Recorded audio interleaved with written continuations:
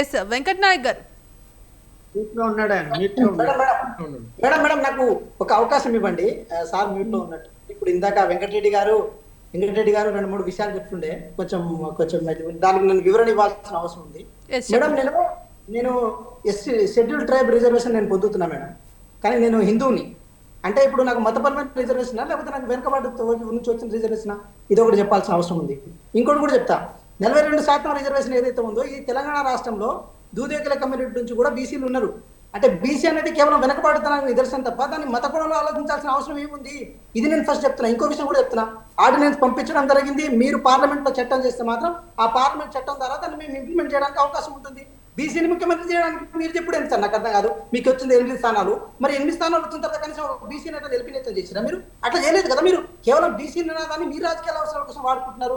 ఎందుకు ముస్లిం అనే అంశాన్ని దాంట్లో తీసుకొస్తున్నారు? ఇంకో మాట కూడా చెప్తున్నా, మరి వేరు మహారాష్ట్రలో ముస్లింలకు రిజర్వేషన్ ఇస్తున్నారు మీరు 4%, ఉత్తరప్రదేశ్ లో ఇస్తున్నారు, గుజరాత్ లో ఇస్తున్నారు. మరి అక్కడ తీసేయండి, మీ ప్రభుత్వాలు ఉన్నాయి కదా.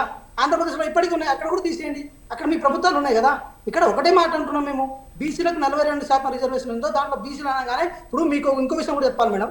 ఎస్సీ రిజర్వేషన్ అనేది ఒక ఎవరైనా దళితులు కనుక అనుభవిస్తే వాళ్ళు కనుక ముస్లిం ఏది మన క్రిస్టియన్ కనుక అయిపోతే వాళ్ళకి బీసీగా కన్వర్ట్ అవుతారు. అప్పుడు బీసీకి ఇంటికి వస్తారు కదా, బీసీ రిజర్వేషన్ ఇవ్వాల్సిన అవసరం ఉంటుంది కదా. ఎటు చేసైనా ఇవ్వాల్సిన బాధ్యత అయితే ఉంటుంది. ఇంకో మాట కూడా చెప్పాలి, ఏ సుప్రీంకోర్టు జడ్జిమెంట్ చెప్పిందండి మతపరమైన రిజర్వేషన్ అని చెప్పి ఇట్లా తీసేయాలని చెప్పి? ఎందుకో ఈడబ్ల్యూసీ రిజర్వేషన్ వచ్చినప్పుడు ఆ మతపరమైన అంశాలు తీయలేదు ఎందుకో? మరి ఇప్పుడు ఏది అప్పర్ క్యాస్ట్ లో ఒక్క నిమిషం యాదగిరి గారు ఉన్నారు, ఒక్క నిమిషం వెంకట్ నాయక్ గారు ఒక్క నిమిషం యాదగిరి గారు ఉన్నారు, ఒక్క నిమిషం అండి ప్లీజ్, ఒక్క నిమిషం ఆగండి ప్లీజ్. నేనేమంటున్నా, ఈడబ్ల్యూసీ వాళ్ళకి కూడా దాంట్లో క్రిస్టియన్స్ ఉంటారు, దాంట్లో మిగతా బౌద్ధిస్టులు ఉంటారు, మిగతా వాళ్ళు కూడా ఉంటారు కదా. మళ్ళీ వాళ్ళకి ఈడబ్ల్యూసీ అప్లికబుల్ అవుతుంది కదా.